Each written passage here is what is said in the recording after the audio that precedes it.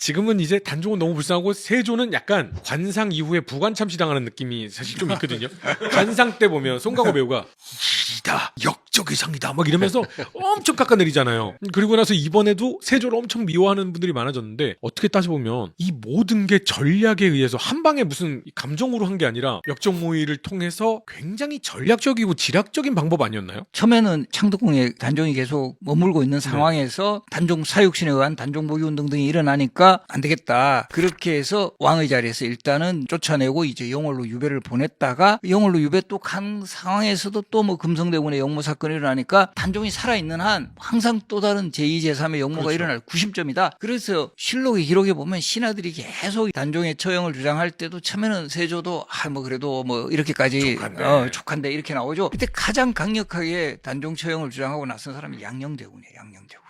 왕실의 요즘으로 치면 원로잖아요. 원로. 그러니까 양녕이 왜요? 동생한테 아직까지도 감정이 있었던 거예요? 어떤 면에서 그런 해석도 가능할 수도 있고 양녕도 되게 정치적인 인물이에요. 그러니까 어쨌든 아버지 태종에 의해서 결국 세자의 자리에서 쫓겨났지만 그냥 뭐 풍요로 이렇게 지내는 그런 캐릭터는 저 아니었던 처음 것 같아요. 알았어요. 양녕이 단종이 사약을 받을 때까지도 살아서 정치적인 영향력을 그렇죠. 끼쳤다는 거. 양녕 상당히 장수하죠. 장수하면서 우리도 뭐 국가의 어떤 중대사 있을 때 원로가 막 나서서 네네네. 또 이런 한마디 하고 이러면 상당히 효과가 있잖아요. 결국 이런 것들이 다 합해져서 와. 결국 단종에 뭐 처형을 명했다. 양녕이 엄청난 빌런에서 사실은 에이 빌런 아니야 세종이 깨줬잖아 라는 말을 했는데 단종을 또 근데 사실 신생 국가이기 때문에 양녕도 결국은 자기 나라가 언제 무너질지 모른다라고 하는 불안감도 내재했었던 것 같고 저는 가장 역설적인 게 세조가 한 업적 중 제일 중요한 업적이 모든 그 조선의 법을 시스템을 갖추는 경국대전을 이 사람이 만들기 시작하거든요. 그러니까 이게 역설적인 게 가장 법을 안 지킬 것 같이 돼서 왕이 되신 분이 되자마자 조선은 이제부터 시스템의 나라야. 절대 이런 것은 없어라는 식으로 만드는 것 자체가 본인도 이제 그런 거 알고 있지 않았을까 하는 생각이 좀 해본 들었어요. 사람이 제일 잘 안다고. 그렇죠. 지금 시점에서 사실은 뭐 세조 소위 수양대군의 불법적인 쿠데타 거기다가 이제 단종의 처형을 비롯한 많은 세력들에 대한 엄청난 처형 사륙극을 벌였다 이가 아주 그 비판의 대상이 되는데 실제 왕으로서의 행보는 사실 뭐 지금 말씀하셨듯이 긍정적인 측면도 꽤 있어요. 그 조선의 어쨌든 기틀을 만드는 경국대전의 편찬에 착수를 해가 결국 이게 나중에 성종 때 이 완성을 보게 했고 또 이제 역사서인 뭐 동국통감 편찬을 시작을 해가 이게 완성 뭔가 이 시스템을 좀 체계화한 데는 기여한 부분 또 뭐 토지 과전법 체제에서 직전법 체제로 해가 퇴직 관리들에게는 급여를 주지 않는다라든가 요즘으로 치면 뭐 공무원 연금제 이런 거 확실하게 해나가고 그런 것들이 이제 상당히 업적도 꽤 있어요. 그리고 자주 이제 행차를 나서서 뭐 민심을 듣는다라든가 그러나 이제 그런 부분보다도 요즘 이제 더 과부분이 이제 또 많이 이렇게 이야기되는 거는 결과적으로 이 세조의 왕위 찬탈로 많은 지식인들이 낙향의 길을 택했다. 우리가 교과서에 나오는 살인, 살인파 네네네. 뭐 이렇게 되면서 소위 말하는 그 조선을 다시 이렇게 경륜해 나갈 수 있는 인재풀이 거의 절반이 그냥 낙향의 길을 그러면 이게 택해버리죠. 난 저런 더러운 왕 밑에서는 일 안 해. 그렇죠, 이렇게 하고 그렇죠. 내려간 거예요. 그래서 사육신은 실제 그렇게 저항을 하다가 목숨을 잃었고 그 사육신의 정신을 우리가 계승하겠다. 그렇게 해서 생육신도 나타나고 그러면 그 권력에 참여. 노량진에 사육신 유적 있잖아요. 예, 묘 거기서 있죠. 그러면 처형을 당한 거예요?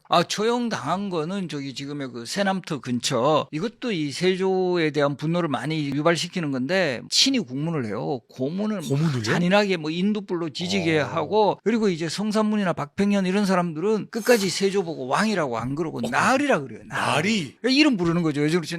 나으리가 우리한테 치욕을 주는 거네요. 치욕이죠. 그러니까 야 내가 그래도 너희들한테 녹을 줬는데 나한테 이렇게 나으리라고 할 수 있냐. 그런데 성삼문이 말을 하는 거죠. 저 그때 그 나으리한테 받은 월급 지금 다 하나도 안 썼다.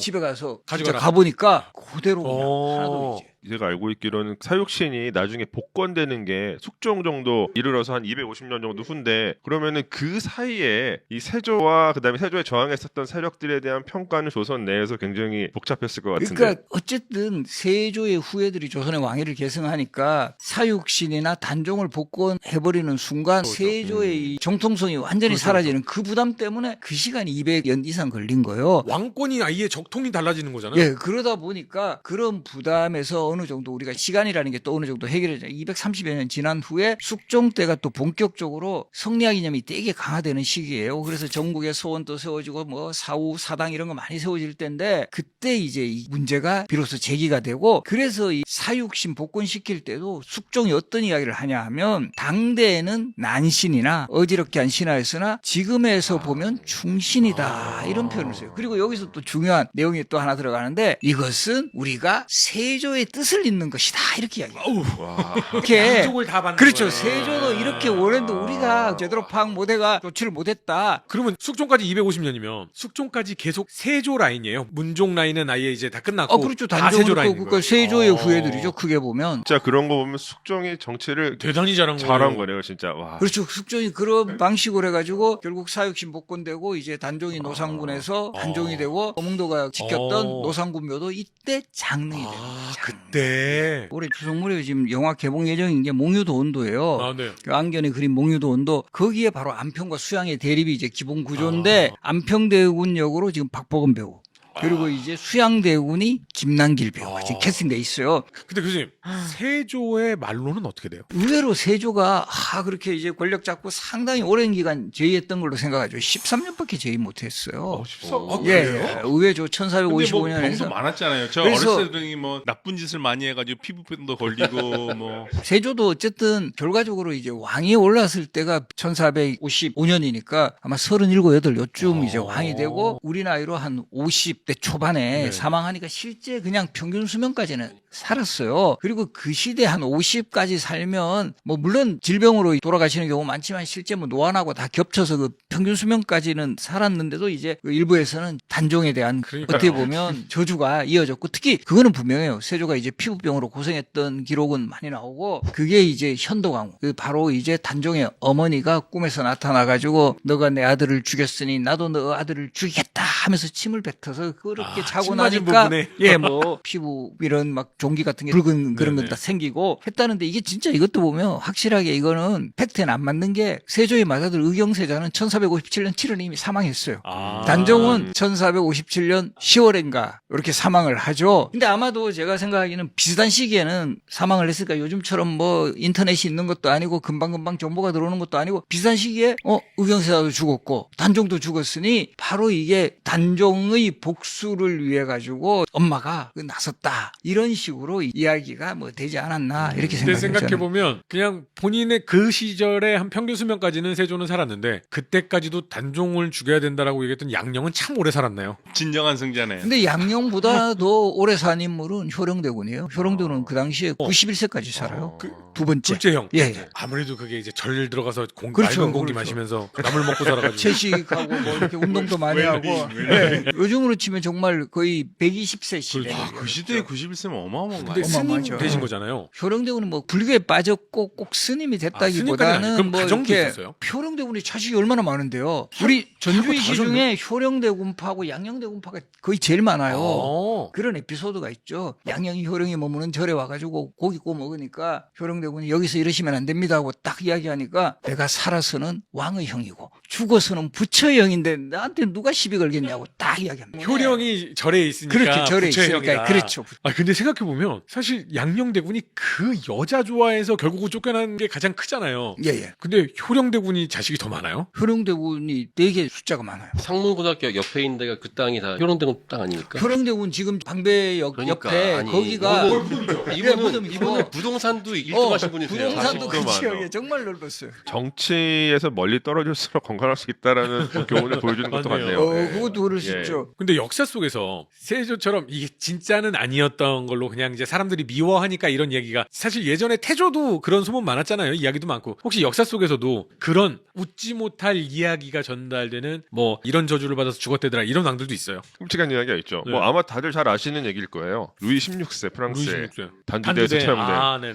그러니까 이분 그 프랑스를 거의 최전성기로 만들었었던 루이 14세의 증손자인데 개인적으로는 그렇게 문제가 없는 사람이었죠. 그리고 뭐 엄청나게 빠방한 배경 속에서 왕위에 올랐고 기본적으로는 재능도 좀 있었고 제일 유명한 게 이 사람이 자물쇠를 되게 잘 만들었대요. 왕인데요? 왕인데. 어떻게 하나요? 근데 그러니까 이게 공간 강박력이 되게 뛰어나다는 얘기죠. 근데 결국에는 이제 유럽의 절대왕정 시대 때 유례가 없을 정도로 끔찍하게 처형당한 말년이 정말 좋지 않은. 근데 별다른 것도 안 했는데 왜 그렇게 처형당했어요? 그러니까 그 프랑스 혁명이요. 마리 앙뚜아네트라는 네, 네, 마리 앙뚜아네트. 예, 예. 그러니까 사실 이미 루이 14세 때부터 사실 재정이 되게 좀 안 좋았어요. 네. 너무 군사력을 아, 이렇게 네. 강화시키다 보니까 그래가지고 그 재정 파탄이 계속 있었고 이제 그때 루이 16세 때 그 튀르고라고 하는 경제학자가 개혁을 시도해요. 귀족들 재산 몰수해가지고 국고를 빵빵하게 해야 된다. 근데 결국에는 이제 귀족들의 반대 때문에 이 사람을 이제 자르고 그러고 나서 국고가 완전히 파탄나면서 민중들이 살기 힘들어지니까 이제 일어났고. 근데 이제 그러면서 무책임하게 탈출하려고 하죠 프랑스에서. 앙뚜아네트도 이미 막 도망가고 있었고. 예, 그러니까 그때 잡혀가지고 네. 사실 처형당한 거예요.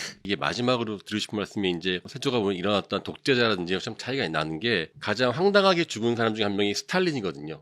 스탈린 방 안에서 죽었잖아요. 예, 방 안에서 이 사람이 자기가 왜 그 측근 4인방하고 같이 밤새 놀다가 새벽 4시에 잠이 들어서 10시에 일어나는 이런 사람이에요. 아, 네. 그 나이에도. 근데 이 사람이 모든 의사를 숙청시켰거든요. 그러니까 자기가 독재를 하니까 이제 저 의사들을 못 믿는 거예요. 주치의를 배치해야 되는데 네. 주치의가 독타면 어떡해. 아, 불안해가지고 아예 그걸 못하고, 그러니까 시스템을 만들어가지고 자기의 어떠한 그 왕국을 건설하는 것이 아니라 다 못 믿고 숙청하기만 해가지고 결론적으로 스탈린은 세습을 안 했잖아요. 그렇죠. 그래서 그때 이 사람이 쓰러졌는데 아무도 방에 못 들어가는 아. 거예요. 그래서 골든타임 다 놓치고 마지막에 이제 사람이 이제 거의 뭐 죽어가는데 거기서도 누가 먼저 발견했다라고 말하는 순간 그 친구가 다 뒤집어 쓰고. 살해한 사람이 될 수 있으니까. 예, 그 문제는 가장 걱정이 뭐였냐면 그 당시에 그 사이망 베리아, 뭐 말렌코프, 호르쇼프, 근데 한 말이 이렇다가 다시 살아나면은 가장 먼저 본 사람을 죽일 것이다. 그러니까 이게 어떻게 온다면은 권력을 어떻게 잡든지는 차치하고 그 다음에 국가의 시스템을 정상적으로 만들었다는 점에서 저는 정말 세조도 긍정적인 차원이 맞다는 생각이 들어요. 공과 과가 분명히 확실히 있는 분이신데 이렇게 권력을 잡기 위해 전략을 사용해서 팔다리를 자르고 왕이 돼도 결국은 말로가 좋지 않고요. 그리고 절대 왕정에서 이 전쟁을 일으키고 해도 말로가 좋지 않고요. 그리고 모든 이들이 다 우리의 지도자로서 인정하고 막 이렇게 해도 말로가 좋지 않고요. 역시- 결국은 뭡니까? 역시 효령대군이다. 산에 올라가서 나물 먹으면서 조용히 사는 게 가장 행복한 길입니다.